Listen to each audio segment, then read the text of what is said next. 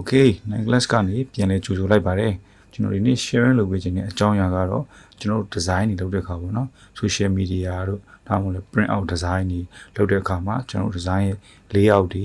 color တွေကိုဘယ်လိုမျိုးပိုကောင်းအောင်လုပ်မလဲဟို show ထွေးနေရတွေကိုဘယ်လိုပြင်မလဲအရောင်တွေကိုဘယ်လိုမျိုး harmony ဖြစ်အောင်ကျွန်တော်သုံးမလဲဆိုတာကိုကျွန်တော် sharing လုပ်ပေးသွားမှာဖြစ်ပါတယ်ကျွန်တော် video လေးကိုမစခင်ကျွန်တော် channel လေးကို subscribe လုပ်သွားပါအောင်လို့ကျွန်တော်ပြောချင်ပါတယ်ဗ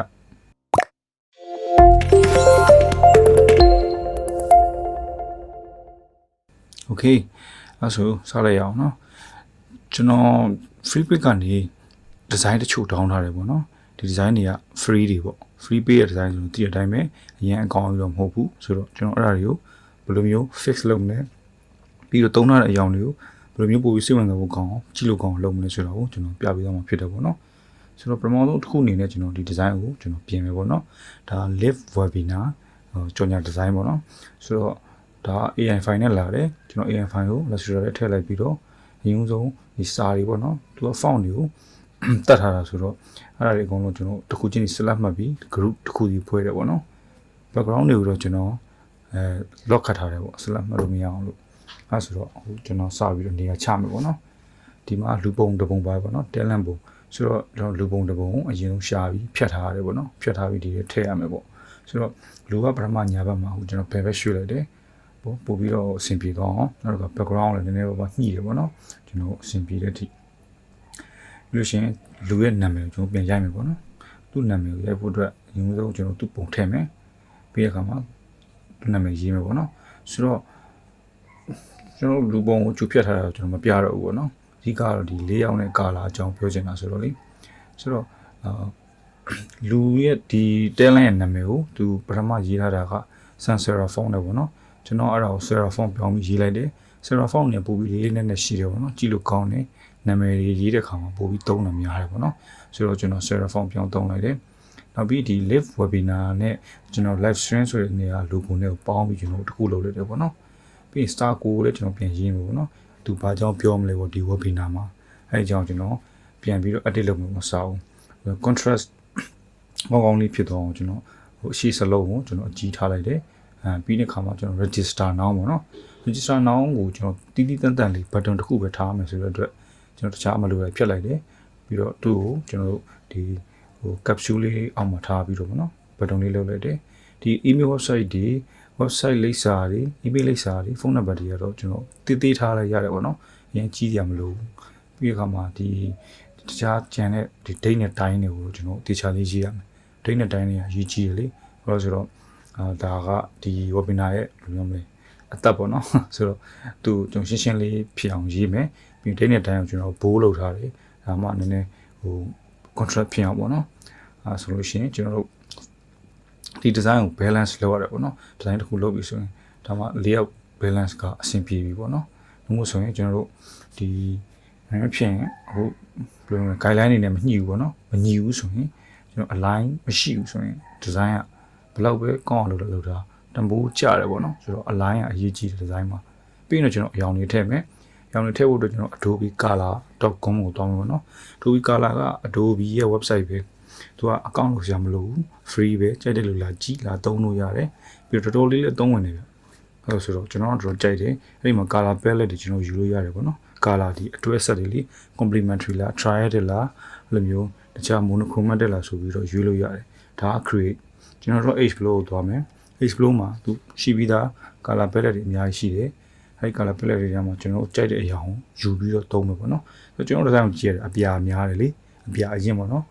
်ဆိုတော့ကျွန်တော် blue လို့ရိုက်ပြီးရှာလိုက်ရင်အပြာနဲ့ပတ်သက်တဲ့အရာအတွေ့အဆက်တွေထွက်လာမယ်လို့ထင်တယ်အဲ့တော့ကျွန်တော် blue လို့ရိုက်လိုက်မယ်โอเคအဲ့ဆိုရင်ဒီမှာအကြောင်းအပြာရောင်နဲ့ပတ်သက်တဲ့အများကြီးထွက်လာပြီအနုအရင်စိမ်းပြာအစုံပဲကြိုက်တဲ့အရာကိုယူပြီးတော့ကျွန်တော်တို့သုံးလို့ရတယ်ပေါ့နော်ဒီ color group တွေကနေကျွန်တော်နဲ့အဆင်ပြေမှာတော့ဒီထိတ်ကဟာလေးတစ်ခုပေါ့နော်ဆိုတော့အဲ့ဒါလေးကိုကျွန်တော်စိတ်လို့မရဘူးဘာလို့ဆိုတော့အကောင့်မရှင်စိတ်လို့မရဘူး Adobe မှာဆိုတော့ပြဿနာမရှိဘူးလေကျွန်တော် screenshot ရိုက်လိုက်မယ်ဘာမှမဖြစ်ဘူးကျွန်တော် color code တွေမလိုဘူးရတယ်ဒီပုံကအရာကိုကျွန်တော် pick ပြီးသုံးမယ်လေပြဿနာမရှိပါဟုတ်တယ်မလားအဲဆိုတော့အဲ့ဒါကိုကျွန်တော်တို့စေးလိုက်တယ်စေးပြီးတော့အဲ့ပုံလေးကို Illustrator ထည့်တယ်ပြီးရင် background ကတော့တွေဖြုတ်ပြီး background အရင် pick တယ်ပေါ့နော် ရောင်လေးပြောင်းသွားတယ်လားဘူပြီးကြည့်လို့ကောင်းသွားပြီမိုက်တယ်ကျွန်တော်တို့အဲ့လိုလုပ်တာပေါ့နော် share လို့နည်းလေးရှင်းပေးလိုက်မယ်ပြီးကျွန်တော်ဒီ register noun က focus point လိုမျိုးလုပ်ချင်တာဆိုတော့သူ့ကိုကျွန်တော်အနီရောင်ထားလိုက်တယ်အဲ့တော့ tagline ကိုအပြာနုပေါ့နော်ဒီမျိုးအရောင်အဆင်ပြေထားလိုက်တယ် live webinar ပေးက icon လေးကိုလည်းကျွန်တော်အနီလေးထားလိုက်တယ်ပေါ့နော်ဒါဆိုရင်သူကလည်း focus လေးရတာပေါ့ဆိုတော့ okay ကျွန်တော်အရောင်3ရောင်သုံးထားတယ်နော်အပြာနုအပြာရင်ပြီးတဲ့ခါမှာအနီရောင်ပေါ့နော်9ရောင်စလုံးသုံးရမလို့အဆင်ပြေတဲ့အရောင်တို့ရပြီအဲ့ဆိုကျွန်တော်တော်တော်လေးအဆင်ပြေသွားပြီပေါ့နော်အဲ့ဆိုကျွန်တော်ပထမ original design နဲ့ရှင်ကြည့်အောင်ဗျဘာကြီးကွာသွားလဲပေါ့နော်ကျွန်တော်တော့ group တွေခွဲလိုက်တယ်ဒီ test တွေပြီး balance ညှိတယ်အရောင်တွေရောပေါ့နော်ဆိုကျွန်တော်နောက်ထပ် design တစ်ခုသွားရအောင်နောက် design ကကြတော့ကျွန်တော်ထင်တယ် A4 size နေပေါ့နော် design စာတွေလည်းအများကြီးပါတယ် icon တွေလည်းအများကြီးပါတယ်ပေါ့နော်ဆိုတော့အဲ့ဒါကိုကျွန်တော်ပြင်အောင်သူကနည်းနည်းရှုပ်နေတယ်လေကြည့်ရတာစာတွေကနည်းနည်းညာတိုင်းရောက်နေတယ်ပေါ့နော်တက်ခက်ခက်မရှိဘူးလို့ထင်တယ်ဆိုတော့ကျွန်တော်ရင်းဆုံး logo လေးတွေသေးလိုက်မယ် logo တွေ gradient လောက်ထားတယ်ပေါ့နော်သူကတော့အဲ့ဒါအသိတော့အဆင်မပြေဘူးဆိုတော့ကျွန်တော်အရင်ဆုံး align ညှိရမယ် align ကအရေးကြီးရလေခဏပြောလို့ပဲပြီး logo name ကနည်းနည်းကြီးသေးလိုက်မယ်ကျွန်တော် line ညှိတဲ့အခါမှာ grid တွေကိုသုံးဝေးပါနော် grid line တွေ ruler တွေအဲ့ဒါကအရေးကြီးတယ်ဆိုတော့ okay ပြီးရင်ကျွန်တော်ဒီ headline ဆိုတဲ့ဒီအဓိက main text ကိုကင်မယ်ပေါ့နော်မကင်ရင်သူ့အတွက် space လိုတယ်အဲ့တော့ကျွန်တော် space ရဖို့အတွက်ဒီ original design ကနည်းနည်းတချို့ဟာတွေပြင်ရမယ်ပေါ့နော်သူလာတဲ့အတိုင်းသုံးကြတော့မလိုဘူးကျွန်တော်အဆင်ပြေလို့ပြင်ရမယ်ပေါ့နော်ဒါမှကျွန်တော်တို့စာရေးထားဖို့ space ရမယ်လေပြီးရင်ကျွန်တော်တို့ဒီ font တွေကိုလည်းနည်းနည်းပြင်ရမယ်ပေါ့နော်ပြင်ရမယ်ဆိုတော့သူက sans serif ဒီသုံးထားတယ်ဒီ body text ကိုကျွန်တော် serif font ပြင်ချိန်လိုက်တယ်ပေါ့နော်ပြီးရင်တချို့ align တွေက left line right line ဖြစ်နေစာတွေပေါ့ကျွန်တော်က mid line ယူလိုက်မယ်ဒီ design က mid line နဲ့ဆိုရင်တော်တော်လေးကြည့်လို့ကောင်းမယ်လေဆိုတော့ပြီးတော့ဒီ extra flyer ဆိုရအရင်ကြီးနေတယ်ပေါ့နော်သူ template ဆိုတာကြီး